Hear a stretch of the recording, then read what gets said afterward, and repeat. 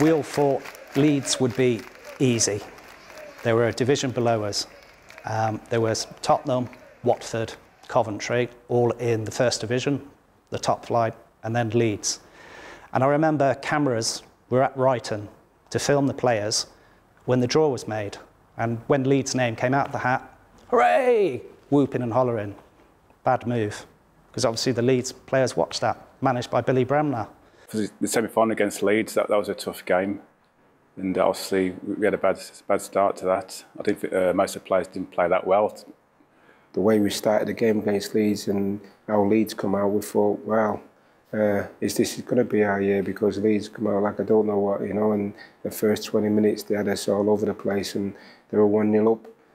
And you're thinking, and if it weren't for Augie, it was magnificent. The first 20 minutes we could have been 2-3-0 and out of sight.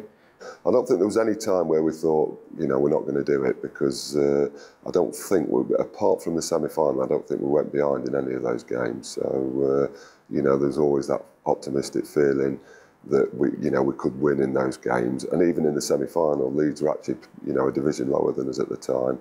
And although they took the lead, we always felt we could get back in the game, and thankfully we did.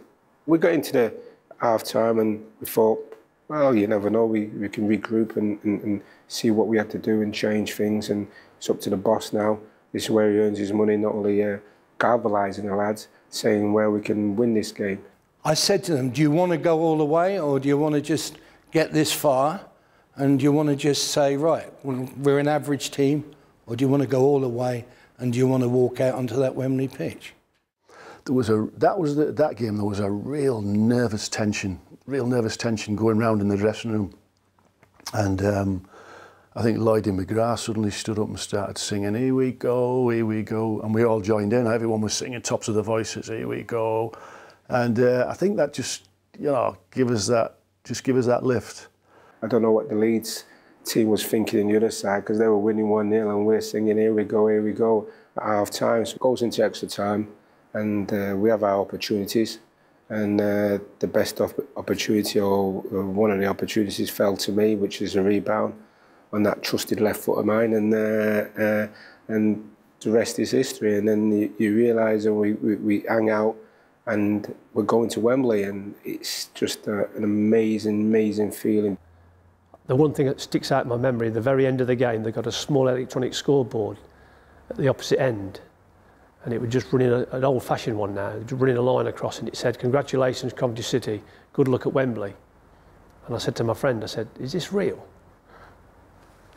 A great experience was coming home after the semi-final, coming down by the Viking and down the dual carriageway. I thought there was an accident. We stopped the coach. I said, "Somebody's got injured. Look at the people in the road." I said, "Oh, somebody's all right. You know, it's terrible. Great day like this, going to be sport if somebody's really badly injured."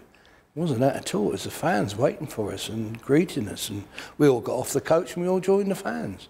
You know, that was a wonderful experience.